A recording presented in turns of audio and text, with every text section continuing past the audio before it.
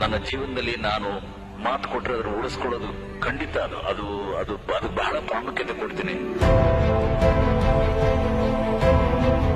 ದಕ್ಷಿಣ ಕನ್ನಡ ಜಿಲ್ಲೆಯ ಜನಗಳಿಗೆ ಅಪಾರವಾದ ಪ್ರೀತಿ ಇದೆ. ಆ ಜನಗಳಿಗೆ ಇರೋದೇ ಆ ರೀತಿ. ಯಾಕೆಂದ್ರೆ ಪ್ರತಿಯೊಂದು ಕಣದಲ್ಲೂ ಕೂಡ ಇಲ್ಲಿ ಮಹಾನ್ ವ್ಯಕ್ತಿಗಳ ಜನನ ಆಗಿದೆ. ಅವರಿಂದ ಒಳ್ಳೊಳ್ಳೆ ಕೆಲಸಗಳಾಗಿದೆ. ಸಾಹಿತಿಗಳಾಗಿರ್ಬೋದು, ಕಲಾವಿದರಾಗಿರ್ಬೋದು, ಉದ್ಯಮಕ್ಕೆ ಸಂಬಂಧಪಟ್ಟವರಾಗಿರ್ಬೋದು, ರಾಜಕೀಯಕ್ಕೆ ಸಂಬಂಧಪಟ್ಟವರಾಗಿರ್ಬೋದು, ಕ್ರೀಡೆಗೆ ಸಂಬಂಧಪಟ್ಟವರು, ಎಲ್ಲರೂ ಬೇಕಾದಷ್ಟು ಜನಕ್ಕೆ ದಕ್ಷಿಣ ಕನ್ನಡದ ಮಣ್ಣು ಜನ್ಮ ಕೊಟ್ಟಿದೆ.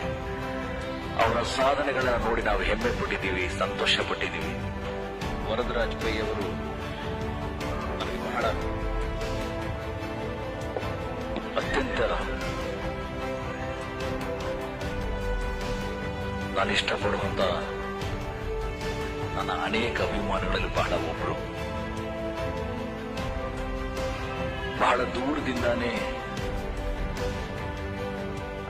ನನ್ನ ಅಭಿಮಾನಿಯಾಗಿದ್ದು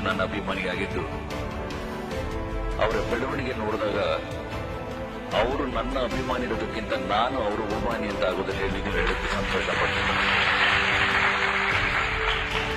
ನನ್ನ ಯೋಗ್ಯತೆಗೆ ಮೀರಿ ಒಂದು ಸ್ಥಾನನ ಅವರು ಹೃದಯದಲ್ಲಿ ಕೊಟ್ಟಿದ್ದಾರೆ. ಯಾಕೆಂದ್ರೆ ಯಜಮಾನನು ನಾನು ಅಭಿನಯಿಸಿದ ಚಿತ್ರವನ್ನು ನೋಡಿ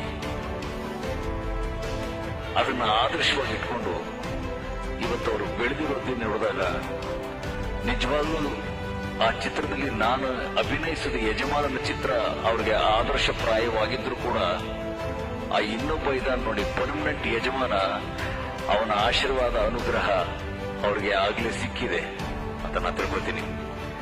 ಯಾಕೆಂದ್ರೆ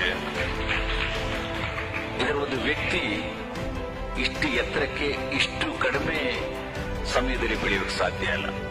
ಅದು ನಾನು ಹೇಳೋದೇನು ಅಂತಂದ್ರೆ ದಕ್ಷಿಣ ಕನ್ನಡ ಜಿಲ್ಲೆಯ ಜನಗಳಿಗೆ ಅಪಾರವಾದ ಪ್ರೀತಿ ಇದೆ. ಆ ಜನಗಳಿಗೆ ಇರೋದೇ ಆ ರೀತಿ. ಯಾಕೆಂದ್ರೆ ಪ್ರತಿಯೊಂದು ಕಣದಲ್ಲೂ ಕೂಡ ಇಲ್ಲಿ ಮಹಾನ್ ವ್ಯಕ್ತಿಗಳ ಜನನ ಆಗಿದೆ.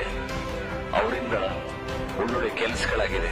ಸಾಹಿತಿಗಳಾಗಿರ್ಬೋದು, ಕಲಾವಿದರಾಗಿರ್ಬೋದು, ಉದ್ಯಮಕ್ಕೆ ಸಂಬಂಧಪಟ್ಟವರಾಗಿರ್ಬೋದು, ರಾಜಕೀಯಕ್ಕೆ ಸಂಬಂಧಪಟ್ಟವರಾಗಿರ್ಬೋದು, ಕ್ರೀಡೆಗೆ ಸಂಬಂಧಪಟ್ಟವರು, ಎಲ್ಲರೂ ಬೇಕಾದಷ್ಟು ಜನಕ್ಕೆ ದಕ್ಷಿಣ ಕನ್ನಡದ ಮಣ್ಣು ಜನ್ಮ ಕೊಟ್ಟಿದೆ.